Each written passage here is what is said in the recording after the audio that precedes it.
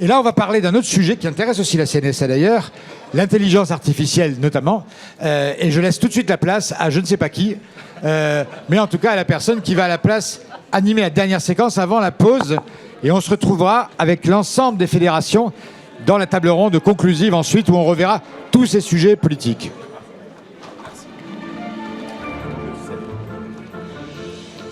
Bonjour à toutes et à tous, et bienvenue sur cette séquence consacrée au cœur de notre sujet, consacrée à penser le domicile de demain.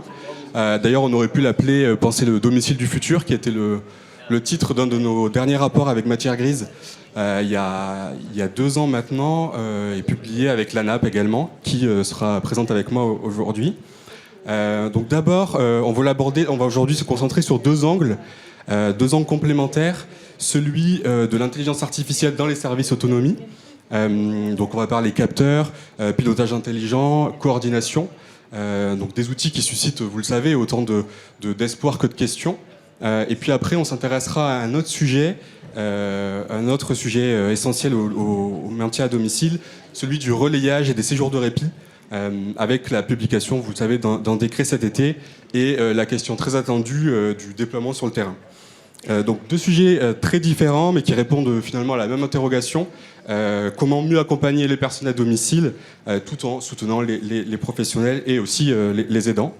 Donc pour commencer, on va se pencher sur l'IA. Donc on l'a intitulé l'IA au domicile indispensable, mais pourquoi faire. Donc j'ai le plaisir, pour répondre à cette question, d'accueillir Anaëlle Valdois, qui est directrice du pôle et des usages du numérique et de l'intelligence artificielle à l'ANAP.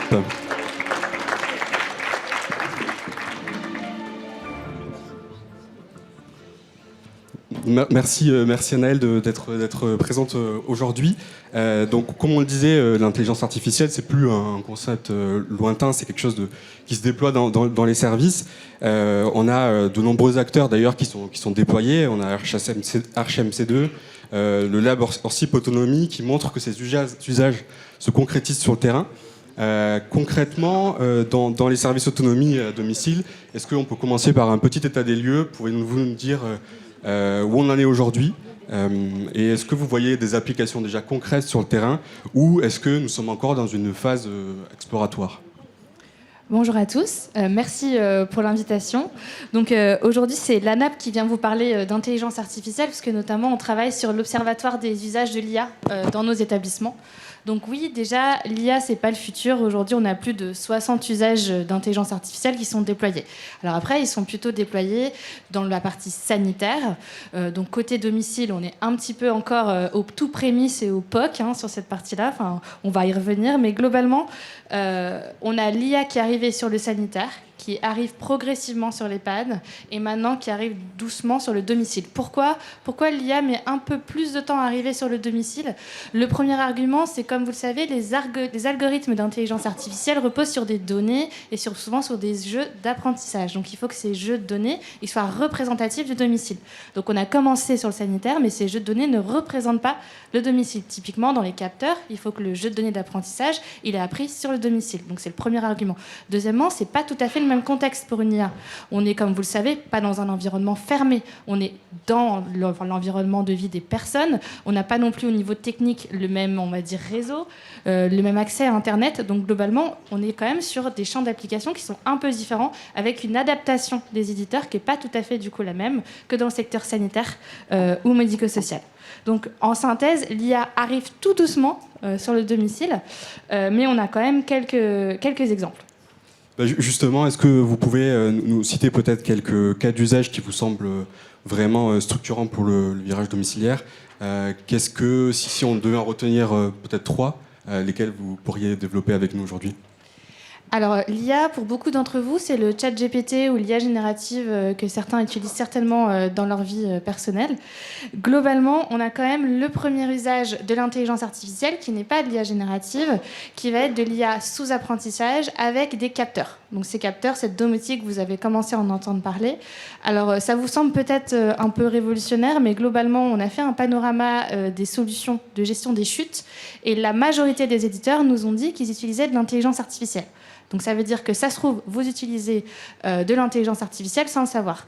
Globalement, ça va être le principe d'avoir des capteurs ou alors de la domotique ou autre qui vont essayer d'aller capter de l'information de façon structurée chez le résident ou le patient. Donc globalement, ça peut être un capteur par la vidéo, un capteur par le son ou un capteur tout simplement autre qui vont en fait faire remonter des alertes aux soignants pour pouvoir ensuite se dire là, on a potentiellement une action à réaliser.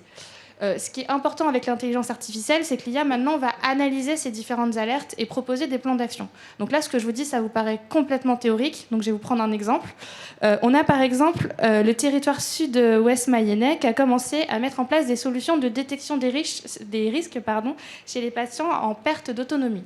L'objectif, c'est de faire remplir par l'aidant ou par le soignant un outil particulier qui, au fur et à mesure, va, à partir de son jeu de données, se dire là, il y a un risque et va faire le lien avec le médecin de coordination en disant l'IA estime, à partir de son jeu de données d'apprentissage, que là, le patient, il va aller aux urgences dans les 2 à 3 jours.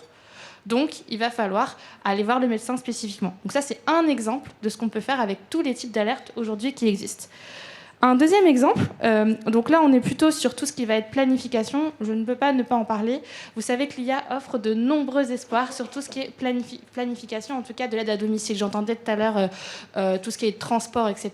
Tout ça, toutes ces contraintes additionnées à vos contraintes réglementaires peuvent être mises dans un algorithme qui a pour objectif d'optimiser vos déplacements. Alors ça ne va pas révolutionner le manque de soignants, mais l'objectif c'est de pouvoir en tout cas optimiser vos déplacements et d'avoir des emplois du temps qui soient plus faciles à réaliser. Si vous avez déjà testé ce type de solution, ça met 1 à 2 minutes pour faire un planning, donc c'est un petit peu différent du quotidien et du terrain dans certains endroits.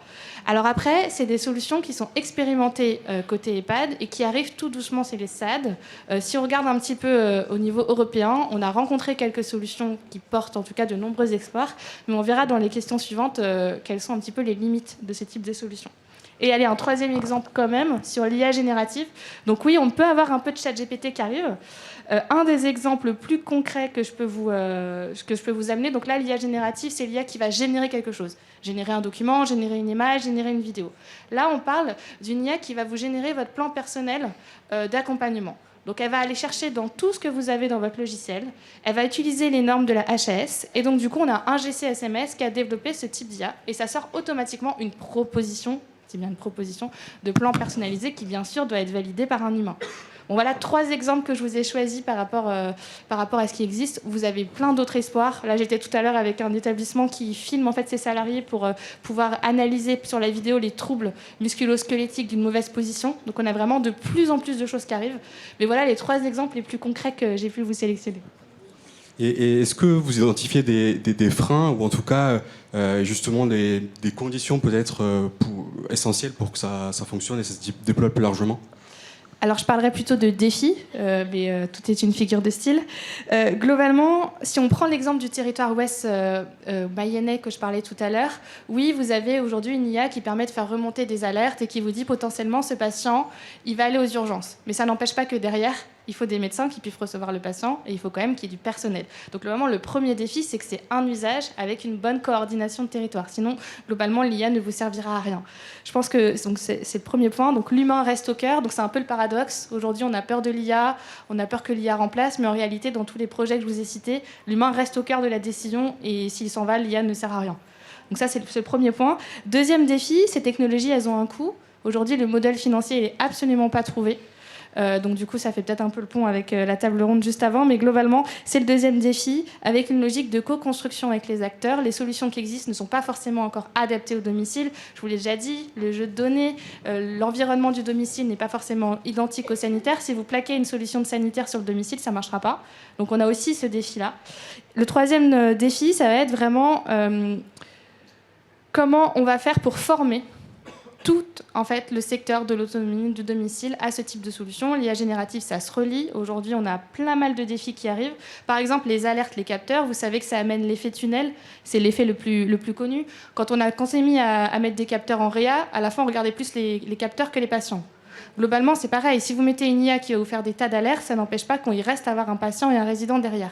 Donc il faut une formation. C'est bien d'avoir une aide à la priorisation des alertes, mais ça reste un métier humain. Et donc globalement, c'est les 3 défis que je vous ressortirai là aujourd'hui. Merci beaucoup. Et peut-être, dernière question, si on se projette toujours à horizon peut-être 2030-2040, est-ce que vous imaginez que l'IA sera omniprésente dans les services autonomie ou plutôt une évolution plutôt douce, ciblée sur quelques fonctions clés? Alors peut-être avant cette question-là, on va parler des conseils pour se lancer sur l'IA peut-être. Le premier conseil, ce serait pour ceux qui commencent à se lancer, passez peut-être par un exemple, un cas d'usage qui est adapté à votre secteur, un petit cas d'usage. Commencez petit, avec des équipes motivées. Globalement, vous avez certainement tous des geeks, en tout cas dans vos équipes, ou des personnes qui ont commencé à utiliser ChatGPT ou à faire leurs propres applications. Écoutez-les et à partir de ces geeks-là, partez sur ce petit cas d'usage-là. Commencez petit. Et un petit point d'alerte sur les données. On a beaucoup parlé de données aujourd'hui. L'IA, ça repose sur les données. Donc regardez où est-ce que vont les données. Quelles sont les données qui sont utilisées. On est sur un projet numérique avec toutes les règles que vous connaissez par cœur, le RGPD, l'apprentissage, etc. Donc ça, je dirais, c'est les 3 conseils qu'on peut donner. Et donc sur le domicile du futur, vous l'avez compris, on a parlé de la sorcière bien-aimée tout à l'heure. L'IA ne va pas apparaître en un clic dans le domicile, mais on espère que dans 5-6 ans, globalement, ça commencera à se déployer. Nous, ce qu'on croit, c'est que l'IA va permettre globalement de dégager du temps pour pouvoir plus se rapprocher. C'est ce qu'on croit et ce qu'on espère. On le voit côté sanitaire, avec l'automatisation des comptes rendus, avec la mise en place de simplification des procédures.